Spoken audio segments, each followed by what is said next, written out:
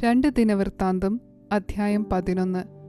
രഹബയാം യെരുശലേമിൽ വന്ന ശേഷം ഇസ്രായേലിനോട് യുദ്ധം ചെയ്തു. രാജത്വം രഹബയാമിന് വീണ്ടുകൊള്ളേണ്ടതിന് യഹൂദയുടെയും ബെന്യാമീന്റെയും ഗൃഹത്തിൽ നിന്ന് ശ്രേഷ്ഠയോദ്ധാക്കളായ 180,000 പേരെ ശേഖരിച്ചു. എന്നാൽ ദൈവപുരുഷനായ ശെമയ്യാവിന് യഹോവയുടെ അരുളപ്പാടുണ്ടായതെന്തെന്നാൽ, ശലോമോന്റെ മകനായി യഹൂദ രാജാവായ രഹബയാമിനോടും യഹൂദയിലും ബെന്യാമീനിലുമുള്ള എല്ലാ ഇസ്രായേലിനോടും പറക, നിങ്ങൾ പുറപ്പെടരുത്, നിങ്ങളുടെ സഹോദരന്മാരോട് യുദ്ധം ചെയ്യരുത്, ഓരോരുത്തൻ താൻ്റെ വീട്ടിലേക്ക് മടങ്ങിപ്പോകുവീൻ. ഈ കാര്യം എൻ്റെ ഹിതത്താൽ സംഭവിച്ചിരിക്കുന്നു എന്നിപ്രകാരം യഹോവ അരുളിച്ചെയ്യുന്നു. അവർ യഹോവയുടെ അരുളപ്പാടനുസരിക്കുകയും യൊരോബെയാമിൻ്റെ നേരെ ചെല്ലാതെ മടങ്ങിപ്പോകുകയും ചെയ്തു. രഹബയാം യെരുശലേമിൽ പാർത്തു, യഹൂദയിൽ ഉറപ്പിനായി പട്ടണങ്ങളെ പണിതു. അവൻ യഹൂദയിലും ബെന്യാമീനിലും ഉള്ള ബേത്ലഹേം, ഏതാം, തെക്കോവ, ബേത്സൂർ, സോഖോ, അതുല്ലാം, ഗത്ത്, മാരേഷ, സീഫ്, അദോരയീം, ലാഖീഷ്, അസേക്ക, സോര, അയ്യാലോൻ, ഹെബ്രോൻ എന്നിവയെ ഉറപ്പുള്ള പട്ടണങ്ങളായി പണിതു. അവൻ കോട്ടകളെയും ഉറപ്പിച്ചു, അവയിൽ പടനായകന്മാരെ ആക്കി ഭക്ഷണ സാധനങ്ങളും എണ്ണയും വീഞ്ഞും ശേഖരിച്ചു വെച്ചു. അവൻ ഓരോ പട്ടണത്തിലും വൻ പരിചകളും കുന്തങ്ങളും വെച്ചു, അവയെ നല്ലവണ്ണം ഉറപ്പിച്ചു. യഹൂദയും ബെന്യാമീനും അവൻ്റെ പക്ഷത്തുണ്ടായിരുന്നു. എല്ലാ ഇസ്രായേലിലുമുള്ള പുരോഹിതന്മാരും ലേവ്യരും സകല ദിക്കുകളിൽ നിന്നും അവൻ്റെ അടുക്കൽ വന്നു ചേർന്നു. യൊരോബെയാമും പുത്രന്മാരും ലേവ്യരെ യഹോവയുടെ പൗരോഹിത്യത്തിൽ നിന്ന് നീക്കിക്കളഞ്ഞു. താനുണ്ടാക്കിയ പൂജാഗിരികൾക്കും മേഷവിഗ്രഹങ്ങൾക്കും കാളക്കുട്ടികൾക്കും വേറെ പുരോഹിതന്മാരെ നിയമിച്ചതുകൊണ്ട് ലേവ്യർ തങ്ങളുടെ പുൽപ്പുറങ്ങളും അവകാശങ്ങളും വിട്ടൊഴിഞ്ഞ് യഹൂദയിലേക്കും യെരുശലേമിലേക്കും വന്നു. അവരുടെ പിന്നാലെ ഇസ്രായേലിൻ്റെ സകല ഗോത്രങ്ങളിൽ നിന്നും ഇസ്രായേലിൻ്റെ ദൈവമായ യഹോവയെ അന്വേഷിക്കേണ്ടതിന് മനസ്സ് വെച്ചവരും തങ്ങളുടെ പിതാക്കന്മാരുടെ ദൈവമായ യഹോവയ്ക്ക് യാഗം കഴിപ്പാൻ യെരുശലേമിൽ വന്നു. ഇങ്ങനെ അവർ 3 സംവത്സരം ദാവീദിൻ്റെയും ശലോമോന്റെയും വഴിയിൽ നടന്നു. 3 സംവത്സരത്തോളം യഹൂദ രാജ്യത്തിന് ഉറപ്പുവരുത്തുകയും ശലോമോന്റെ മകനായ രഹബയാമിനെ ബലപ്പെടുത്തുകയും ചെയ്തു. രഹബയാം ദാവീദിന്റെ മകനായ യെരീമോത്തിന്റെ മകളായ മഹലാത്തിനെയും ഇഷായിയുടെ മകനായ എലിയാബിന്റെ മകളായ അബീഹയീലിനെയും വിവാഹം കഴിച്ചു. അവൾ അവന് യെയൂഷ്, ശെമര്യാവ്, സാഹം എന്നീ പുത്രന്മാരെ പ്രസവിച്ചു. അവളുടെ ശേഷം അവൻ അബ്ശാലോമിന്റെ മകളായ മയഖയെ വിവാഹം കഴിച്ചു. അവൾ അവന് അബിയാവ്, അത്തായി, സീസ, ശെലോമീത് എന്നിവരെ പ്രസവിച്ചു. രഹബയാം തൻ്റെ സകല ഭാര്യമാരിലും വെപ്പാട്ടികളിലും വെച്ച് അബ്ശാലോമിന്റെ മകളായ മയഖയെ അധികം സ്നേഹിച്ചു. അവൻ 18 ഭാര്യമാരെയും 60 വെപ്പാട്ടികളെയും പരിഗ്രഹിച്ചിരുന്നു. 28 പുത്രന്മാരെയും 60 പുത്രിമാരെയും ജനിപ്പിച്ചു. രഹബയാം മയഖയുടെ മകനായ അബിയാവെ രാജാവാക്കുവാൻ ഭാവിച്ചതുകൊണ്ട് അവനെ അവൻ്റെ സഹോദരന്മാരിൽ തലവനും പ്രധാനിയുമായി നിയമിച്ചു. അവൻ ബുദ്ധിയോടെ പ്രവർത്തിച്ചു. യഹൂദയുടെയും ബെന്യാമീന്റെയും ദേശങ്ങളിലൊക്കെയും ഉറപ്പുള്ള പട്ടണങ്ങളിലേക്കെല്ലാം തൻ്റെ പുത്രന്മാരെയൊക്കെയും പിരിച്ചയച്ചു. അവർക്ക് ധാരാളം ഭക്ഷണ സാധനങ്ങൾ കൊടുക്കുകയും അവർക്ക് വേണ്ടി അനവധി ഭാര്യമാരെ അന്വേഷിക്കുകയും ചെയ്തു. 2 ദിനവൃത്താന്തം അധ്യായം 12. എന്നാൽ രഹബയാമിൻ്റെ രാജത്വം ഉറച്ചു. അവൻ ബലം പ്രാപിച്ച ശേഷം അവനും അവനോടുകൂടെ എല്ലാ ഇസ്രായേലും യഹോവയുടെ ന്യായപ്രമാണം ഉപേക്ഷിച്ചു. അവർ യഹോവയോട് ദ്രോഹം ചെയ്യുക കൊണ്ട് രഹബയാം രാജാവിൻ്റെ 5-ാം ആണ്ടിൽ മിസ്രയീം രാജാവായ ശീശക് 1200 രഥങ്ങളോടും 60,000 കുതിരച്ചേവകരോടും കൂടെ യെരുശലേമിന്റെ നേരെ വന്നു. അവനോടുകൂടെ മിസ്രൈമിൽ നിന്ന് വന്നിരുന്ന ലൂബ്യർ, സൂക്യർ, കൂഷ്യർ എന്നിങ്ങനെയുള്ള പടജ്ജനം അസംഖ്യമായിരുന്നു. അവൻ യഹൂദയോട് ചേർന്ന ഉറപ്പുള്ള പട്ടണങ്ങളെ പിടിച്ചു, യെരുശലേം വരെയും വന്നു. അപ്പോൾ ശെമയ്യാ പ്രവാചകൻ രഹബെയാമിൻ്റെയും ശീശക് നിമിത്തം യെരുശലേമിൽ കൂടിയിരുന്ന യഹൂദ പ്രഭുക്കന്മാരുടെയും അടുക്കൽ വന്ന് അവരോട്, യഹോവ ഇപ്രകാരം അരുളിച്ചെയ്യുന്നു, നിങ്ങൾ എന്നെ ഉപേക്ഷിച്ചതുകൊണ്ട് ഞാനും നിങ്ങളെ ശീശക്കിൻ്റെ കയ്യിൽ ഏൽപ്പിച്ചിരിക്കുന്നു എന്ന് പറഞ്ഞു. അതിന് ഇസ്രായേൽ പ്രഭുക്കന്മാരും രാജാവും തങ്ങളെ തന്നെ താഴ്ത്തി, യഹോവ നീതിമാനാകുന്നു എന്ന് പറഞ്ഞു. അവർ തങ്ങളെ തന്നെ താഴ്ത്തി എന്ന് യഹോവ കണ്ടപ്പോൾ യഹോവയുടെ അരുളപ്പാട് ശെമയ്യാവിന് ഉണ്ടായതെന്തെന്നാൽ, അവർ തങ്ങളെ തന്നെ താഴ്ത്തിയിരിക്കയാൽ ഞാൻ അവരെ നശിപ്പിക്കാതെ അവർക്ക് ഒരുവിധം രക്ഷ നൽകും. എൻ്റെ കോപം ശീശക് മുഖാന്തരം യെരുശലേമിന്മേൽ ചൊരികയുമില്ല. എങ്കിലും അവർ എൻ്റെ സേവയും അന്യദേശങ്ങളിലെ രാജത്വത്തിൻ്റെ സേവയും തിരിച്ചറിയേണ്ടതിന് അവർ അവന് അധീനന്മാരായി തീരും. ഇങ്ങനെ മിസ്രയീം രാജാവായ ശീശക് യെരുശലേമിൻ്റെ നേരെ വന്നു. യഹോവയുടെ ആലയത്തിലെ ഭണ്ഡാരവും രാജധാനിയിലെ ഭണ്ഡാരവും അപഹരിച്ചു, ആസകലം എടുത്തുകൊണ്ടുപോയി. ശലോമോൻ ഉണ്ടാക്കിയ പൊൻപരിചകളും അവൻ എടുത്തുകൊണ്ടുപോയി. അവയ്ക്ക് പകരം രഹബെയാം രാജാവ് താമ്രം കൊണ്ട് പരിചകൾ ഉണ്ടാക്കി രാജധാനിയുടെ വാതിൽ കാക്കുന്ന അകമ്പടി നായകന്മാരുടെ കയ്യിൽ ഏൽപ്പിച്ചു. രാജാവ് യഹോവയുടെ ആലയത്തിലേക്ക് ചെല്ലുമ്പോൾ അകമ്പടികൾ അവയെ കൊണ്ടുവന്ന് പിടിക്കുകയും പിന്നെ അകമ്പടികളുടെ അറയിൽ കൊണ്ടുപോയി വയ്ക്കുകയും ചെയ്യും. അവൻ തന്നെത്താൻ താഴ്ത്തിയപ്പോൾ യഹോവയുടെ കോപം അവനെ മുഴുവനായി നശിപ്പിക്കാതെ വിട്ടുമാറി. യഹൂദയിൽ ഏതാനും നന്മയുണ്ടായിരുന്നു. ഇങ്ങനെ രഹബെയാം രാജാവ് യെരുശലേമിൽ തന്നെത്താൻ ബലപ്പെടുത്തി വാണു. വാഴ്ച തുടങ്ങിയപ്പോൾ രഹബെയാമിന് 41 വയസ്സായിരുന്നു. യഹോവ തൻ്റെ നാമം സ്ഥാപിക്കേണ്ടതിന് ഇസ്രായേലിൻ്റെ സകല ഗോത്രങ്ങളിൽ നിന്നും തിരഞ്ഞെടുത്ത നഗരമായ യെരുശലേമിൽ അവൻ 17 സംവത്സരം വാണു. അവൻ്റെ അമ്മയ്ക്ക് നയമ എന്നു പേർ. അവൾ അമോന്യ സ്ത്രീയായിരുന്നു. യഹോവയെ അന്വേഷിക്കേണ്ടതിന് മനസ്സ് വെക്കാഞ്ഞതിനാൽ അവൻ ദോഷം ചെയ്തു. രഹബെയാമിൻ്റെ വൃത്താന്തങ്ങൾ ആദ്യാവസാനം ശെമയ്യാ പ്രവാചകന്റെയും ഇദ്ദോ ദർശകന്റെയും വൃത്താന്തങ്ങളിൽ വംശാവലിയായി എഴുതിയിരിക്കുന്നുവല്ലോ. രഹബെയാമിനും യൊരോബെയാമിനും തമ്മിൽ എല്ലാ കാലത്തും യുദ്ധമുണ്ടായിരുന്നു. രഹബെയാം തൻ്റെ പിതാക്കന്മാരെ പോലെ നിദ്ര പ്രാപിച്ചു. ദാവീദിന്റെ നഗരത്തിൽ അവനെ അടക്കം ചെയ്തു. അവന്റെ മകനായ അബിയാവ് അവന് പകരം രാജാവായി.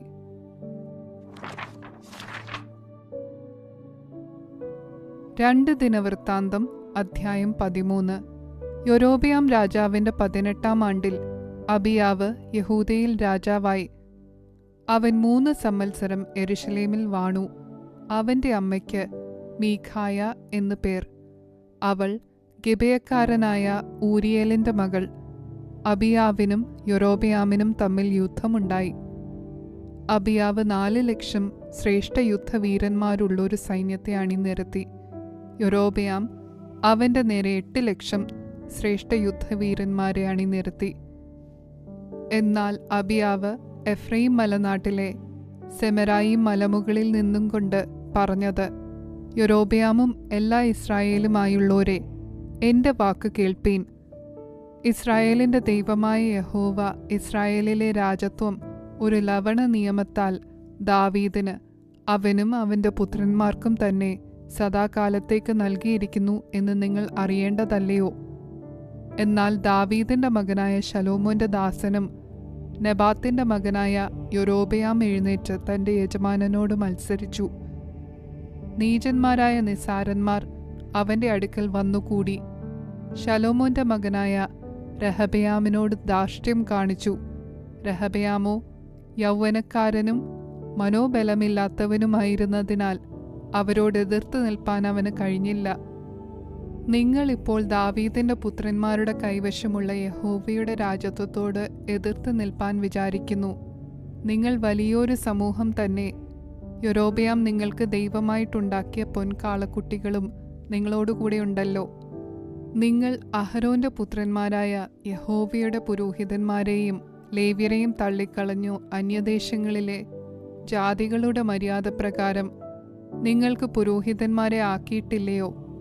ഒരു കാളക്കുട്ടിയോടും 7 ആട്ടുകൊറ്റന്മാരോടും കൂടെ കരപൂരണത്തിന് വന്ന ഏവനും ദൈവമല്ലാത്തവയ്ക്ക് പുരോഹിതനായിത്തീരുന്നു.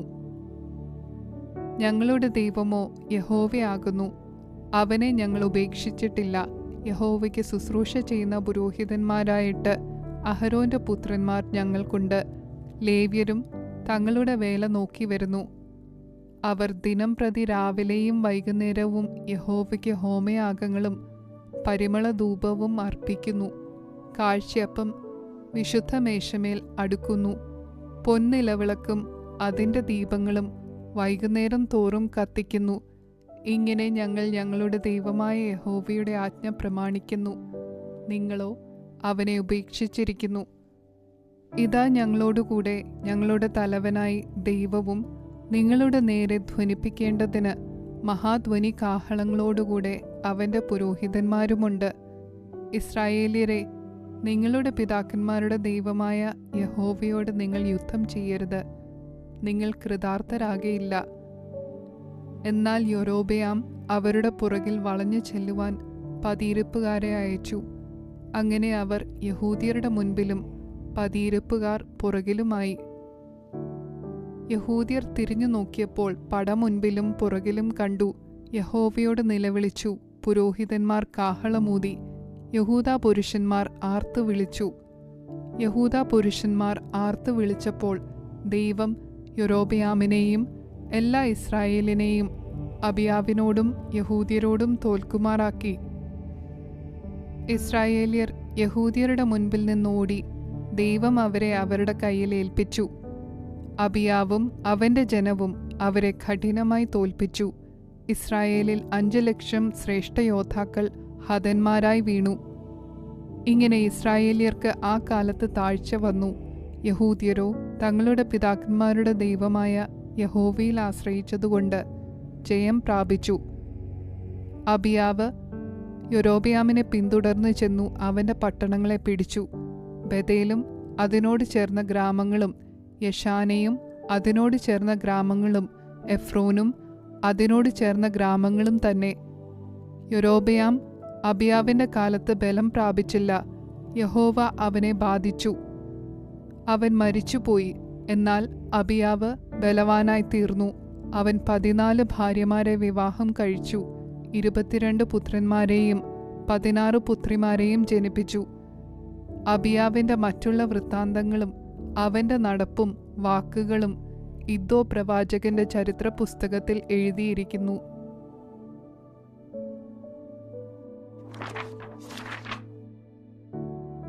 രണ്ട് ദിനവൃത്താന്തം അധ്യായം 14. അബിയാവ് തന്റെ പിതാക്കന്മാരെ പോലെ നിദ്ര പ്രാപിച്ചു. ദാവീദിന്റെ നഗരത്തിൽ അവനെ അടക്കം ചെയ്തു. അവന്റെ മകനായ ആസ അവന് പകരം രാജാവായി. അവന്റെ കാലത്ത് ദേശത്തിന് 10 സംവത്സരം സ്വസ്ഥതയുണ്ടായി. ആസ തന്റെ ദൈവമായ യഹോവയ്ക്ക് പ്രസാദവും ഹിതവുമായുള്ളത് ചെയ്തു. അവൻ അന്യദേവന്മാരുടെ ബലിപീഠങ്ങളും പൂജാഗിരികളും നീക്കിക്കളഞ്ഞു. സ്തംഭവിഗ്രഹങ്ങൾ ഉടച്ചു. അശേര പ്രതിഷ്ഠകളെ വെട്ടിക്കളഞ്ഞു. യഹൂദയോട് അവരുടെ പിതാക്കന്മാരുടെ ദൈവമായ യഹോവയെ അന്വേഷിപ്പാനും ന്യായപ്രമാണവും കൽപ്പനയും ആചരിച്ചു നടപ്പാനും കൽപ്പിച്ചു. അവൻ എല്ലാ യഹൂദാ പട്ടണങ്ങളിൽ നിന്നും പൂജാഗിരികളും സൂര്യവിഗ്രഹങ്ങളും നീക്കിക്കളഞ്ഞു. രാജ്യം അവന്റെ കീഴിൽ സ്വസ്ഥമായിരുന്നു. യഹോവ അവന് വിശ്രമം നൽകിയതുകൊണ്ട് ദേശത്തിന് സ്വസ്ഥതയുണ്ടാകിയാലും ആ സംവത്സരങ്ങളിൽ അവന് യുദ്ധമില്ലായ്കയാലും അവൻ യഹൂദയിൽ ഉറപ്പുള്ള പട്ടണങ്ങളെ പണിതു. അവൻ യഹൂദ്യരോട്, നാം ഈ പട്ടണങ്ങളെ പണിത് അവയ്ക്ക് ചുറ്റും മതിലുകളും ഗോപുരങ്ങളും വാതിലുകളും ഓടാമ്പലുകളും ഉണ്ടാക്കുക.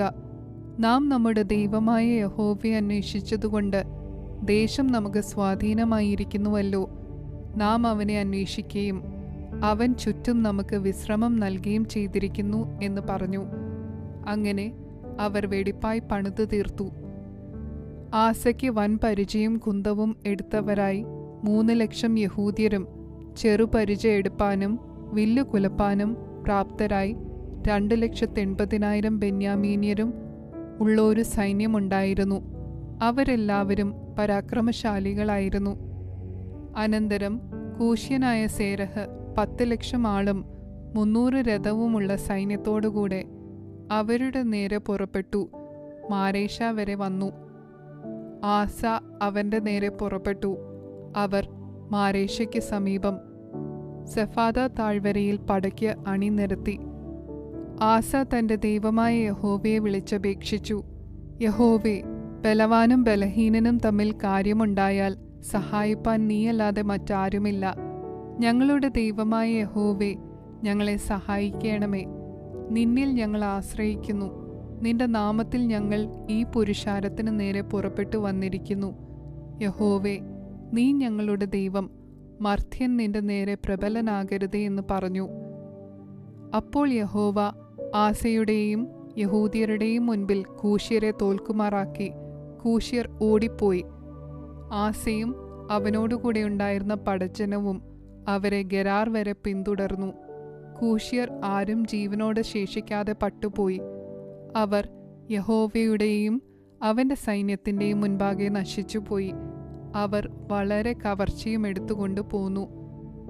അവർ ഗെരാറിന് ചുറ്റുമുള്ള പട്ടണങ്ങളെയെല്ലാം നശിപ്പിച്ചു. യഹോവയെങ്കിൽ നിന്ന് ഒരു ഭീതി അവയുടെ മേൽ വീണിരുന്നു. അവർ എല്ലാ പട്ടണങ്ങളെയും കൊള്ളയിട്ടു. അവയിൽ കൊള്ള വളരെയുണ്ടായിരുന്നു. അവർ നാൽക്കാലികളുടെ കൂടാരങ്ങളെയും ആക്രമിച്ചു. അനവധി ആടുകളെയും ഒട്ടകങ്ങളെയും അപഹരിച്ചു. യെരുശലേമിലേക്ക് മടങ്ങിപ്പോന്നു.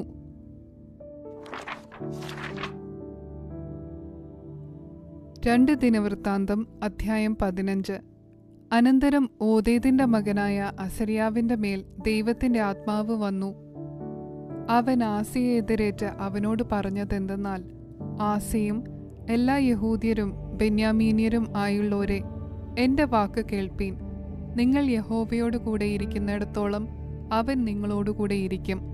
അവനെ അന്വേഷിക്കുന്നുവെങ്കിൽ നിങ്ങൾ അവനെ കണ്ടെത്തും. ഉപേക്ഷിക്കുന്നുവെങ്കിലോ അവൻ നിങ്ങളെയും ഉപേക്ഷിക്കും. ഇസ്രായേൽ ഇപ്പോൾ ബഹുകാലമായി സത്യദൈവവും ഉപദേശിക്കുന്ന പുരോഹിതനും ന്യായപ്രമാണവും ഇല്ലാതിരിക്കുന്നു. എന്നാൽ അവർ തങ്ങളുടെ ഞെരുക്കത്തിൽ ഇസ്രായേലിന്റെ ദൈവമായ യഹോവയെങ്കിലേക്ക് തിരിഞ്ഞ് അവനെ അന്വേഷിച്ചപ്പോൾ അവർ അവനെ കണ്ടെത്തി. ആ കാലത്ത് പോക്കുവരവിന് സമാധാനമില്ലാതെ വണ്ണം ദേശനിവാസികൾക്കും ഒക്കെയും മഹാകലാപങ്ങൾ ഭവിച്ചു. ദൈവം അവരെ സകലവിധ കഷ്ടങ്ങളാലും പീഡിപ്പിച്ചതുകൊണ്ട് ജാതി ജാതിയെയും പട്ടണം പട്ടണത്തെയും തകർത്തു കളഞ്ഞു. എന്നാൽ നിങ്ങൾ ധൈര്യമായിരിപ്പിൻ. നിങ്ങളുടെ കൈകൾ തളർന്നു പോകരുത്. നിങ്ങളുടെ പ്രവൃത്തിക്ക് പ്രതിഫലമുണ്ടാകും. ആസ ഈ വാക്കുകളും ഓദേദ് പ്രവാചകന്റെ പ്രവചനവും കേട്ടപ്പോൾ അവൻ ധൈര്യപ്പെട്ടു. യഹൂദയുടെയും ബെന്യാമീന്റെയും ദേശത്തു നിന്നൊക്കെയും എഫ്രയീം മലനാട്ടിൽ അവൻ പിടിച്ചിരുന്ന പട്ടണങ്ങളിൽ നിന്നും മ്ലേച്ഛ വിഗ്രഹങ്ങളെ നീക്കിക്കളയുകയും യഹോവയുടെ മണ്ഡപത്തിൻ മുൻപിലുള്ള യഹോവയുടെ യാഗപീഠം പുതുക്കുകയും ചെയ്തു.